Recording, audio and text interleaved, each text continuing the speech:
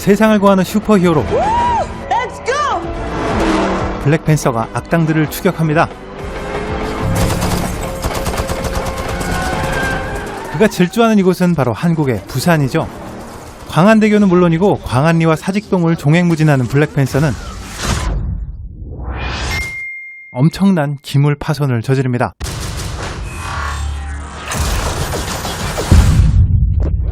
분명 내일 아침이면 영문도 모른 채 부서진 창문과 간판을 발견하게 될 이 건물의 주인은 과연 이 피해를 어디서 보상받을 수 있을까요?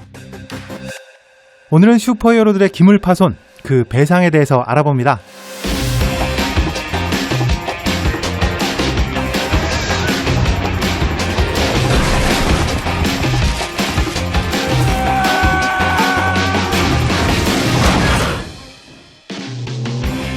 먼저 민사소송인 손해배상 여부를 따져보기 전에 형사상 불법 여부부터 알아봐야 할 것 같은데요. 이런 기물 파손의 경우 고의성 여부에 따라서 형법상 재물손괴죄를 적용할 수 있습니다. 여기서 고의성이란 의도나 목적의 문제가 아니라 자신의 행동이 어떤 결과로 이어질지 알고 있었느냐가 관건입니다. 이번 블랙팬서의 경우에는 이렇게 벽을 타고 달릴 때 유리와 간판이 부서질 거라는 걸 알고 있었는지가 문제라고 할 수 있는데요. 이게 뭐 캡틴의 비브라늄 방패도 아니고 유리창이 깨질 거라는 건 누구나 알고 있는 상식이겠죠. 결국 블랙팬서의 행동은 고의에 해당되고 이에 대한 법적 책임도 피할 수 없는 상황입니다. 하지만 형법에는 이런 특수한 상황에 대한 조항을 따로 두고 있는데요. 형법 제21조 정당방위에서는 부당한 침해를 방지하기 위한 정당방어의 경우 처벌하지 않도록 규정되어 있고요. 22조 긴급피난에서는 위험을 피하기 위한 행위 역시 처벌 대상이 아니라고 명시하고 있습니다. 시민의 생명과 재산을 위협하는 악당들의 위협을 막아낸 블랙팬서의 행동은 충분히 정당방위 또는 긴급피난의 상황으로 보고 법적 책임을 피할 수 있지 않을까 생각됩니다. 이렇게 형사상 처벌은 피할 수 있다 하더라도 민사상 손해배상 책임은 어떻게 될까요? 민법 제750조에는 위법 행위에 대한 손해를 배상할 책임이 있다고 명시되어 있습니다. 하지만 마블 히어로 중에서도 가장 부자라 할 수 있는 블랙팬서의 경우라면 유리창이나 간판 정도의 배상은 문제도 아닐 수도 있을 텐데요. 기자로 활동하는 월급쟁이인 슈퍼맨이나 아직 학생인 스파이더맨 같은 경우라면 이런 손해배상이 쉽지만은 않을 것 같습니다. 이런 경우에 민법에서도 특수한 상황에 대한 조항이 따로 있습니다. 민법 제761조 정당방위 긴급피난의 조항을 살펴보면 자기 또는 제3자의 이익을 방위하기 위하여 부득이 타인에게 손해를 가한 자는 배상할 책임이 없다라고 명시되어 있습니다. 결국 충분한 증거와 목격자만 확보된다면 슈퍼히어로들의 영웅적인 행동은 형사상의 처벌도 민사상의 손해배상도 모두 해당되지 않는다고 할 수 있습니다. 하지만 아무리 책임이 없다 해도 이미 피해는 발생한 상황. 그렇다면 이 피해 보상은 도대체 어디서 받을 수 있는 걸까요? 예상하시는 것처럼 피해자는 악당에게 불법 행위에 대한 손해배상을 청구할 수 있습니다. 사실 법적으로는 가능하다 하지만 현실적으로는 거의 불가능한 일이겠죠.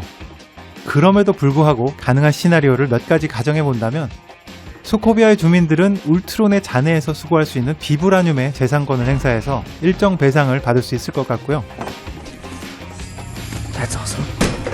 메트로폴리스의 주민들은 조드 장군이 남기고 간 외계 우주선을 압류해서 피해에 대한 보상을 분배할 수 있을 것 같습니다.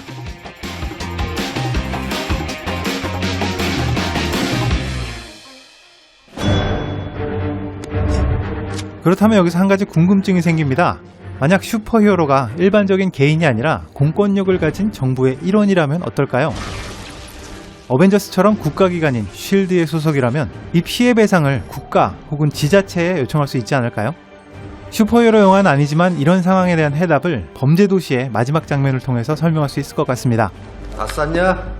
해외로 도주하려는 천하의 악질 범죄자 장첸과 그를 체포하려는 형사 마석도. 이 둘은 공항 화장실에서 일대 결전을 벌입니다.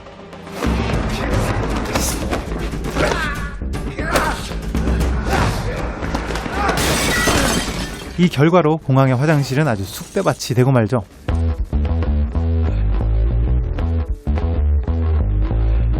현장을 떠나는 마석도는 담당 반장에게 뒷수습을 부탁하는데요. 좀 많이 망가졌으니까 정리 좀 해줘. 야, 걱정하지 마. 내가 다 알아서 할 테니까. 곧바로 공항 직원들이 찾아와서 이에 대한 손해배상을 청구합니다. 저기 저분 상사 되세요? 아, 예. 아, 화장실이 너무 많이 망가져서 손해배상 청구 좀 하겠습니다.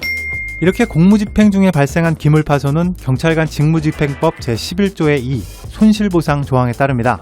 우리가 강력한 형사인데 나중에 고생 많으시네요. 힘드시겠다. 손해배상 청구하겠습니다. 신분증 주세요. 공항 직원들은 손해배상이라는 단어를 사용했지만 손실보상이 적절한 표현인데요. 쉽게 말하면 공권력 행사 과정에서 발생하는 피해를 정부가 구제하는 것을 손실보상이라고 합니다. 손실보상은 손실이 발생한 날로부터 5년 내에 청구할 수 있기 때문에 영화에서처럼 손실이 발생한 당일날 현장에 도착한 경찰들에게 무리해서 청구할 필요는 없다고 할 수 있습니다. 다시 슈퍼히어로 사례로 돌아와서 원래부터 쉴드 에이전트인 블랙 위도우나 호크아이가 기물파손을 했을 경우에는 충분히 손실보상 대상이 될 것 같은데요. 쉴드에서 공식적으로 채용한 임시 조직인 어벤져스 멤버들도 비슷한 상황이라 할 수 있습니다. 문제는 바로 헐크입니다. 사실 어벤져스 전투에서 가장 많은 피해를 발생시킨 건 헐크라고 해도 과언이 아니죠. 헐크가 애매한 이유는 그가 어벤져스 멤버인지 확실하지 않다는 점인데요. But now I need you to come in. 쉴드가 공식적으로 리크루트한 건 큐브의 감마 레디에이션을 감지하기 위해서 관련 분야의 전문가인 브루스 배너 박사를 초청한 거였죠. There's no one that knows gamma radiation like you do. So Fury isn't after the monster. Not that he's told me.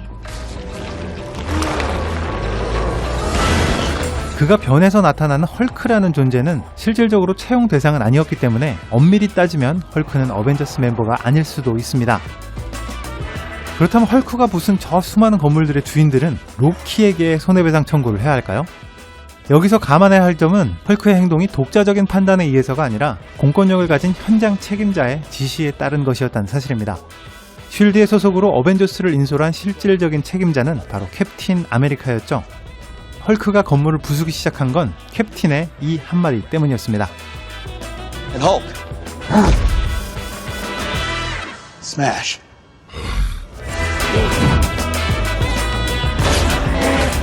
이런 정황을 감안하면 충분히 정부를 상대로 손실보상을 청구할 수 있을 것 같습니다.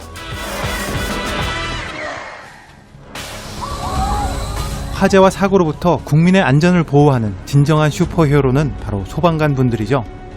하지만 소방관들의 화재 진압과 긴급 구조 활동에서 발생하는 기물파손은 법적으로 보호받지 못하고 있습니다.